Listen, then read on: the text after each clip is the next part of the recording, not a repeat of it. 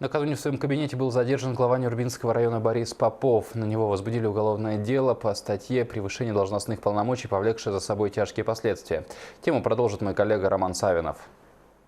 Вот она, та самая строящаяся школа на 176 мест в селе Кундядя Нюрбинского района. Да, действительно, здесь никакие работы на данный момент не ведутся.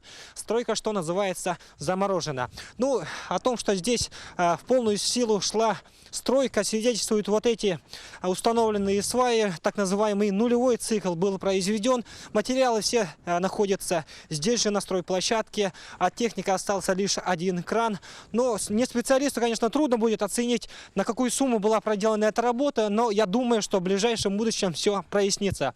Так почему же все-таки стройка была приостановлена? Об этом нам расскажет глава муниципального образования Кундядинский наследник Юрий Васильев.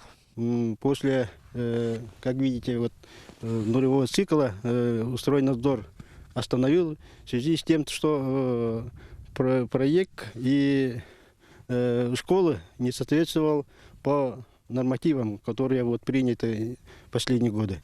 Ну, Юрий Николаевич, вы сказали, что Стройнадзор, да, вот приостановил стройку. В силу каких изменений вот проект стал не соответствующим? Ну, в основном сказали, что в этом проекте в школе нет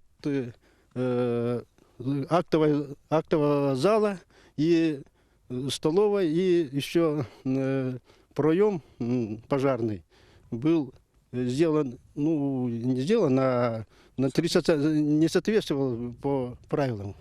Ну, на 30 сантиметров меньше оказалось. Сегодня утром стало известно, что к уголовной ответственности также привлечен первый заместитель главы района Иннокентий Васильев. Ему опять-таки вменяют превышение должностных полномочий. Прокуратура Нюрбинского района установила, что изданные первым замглавы района документы о приобретении у застройщика жилых помещений незаконные.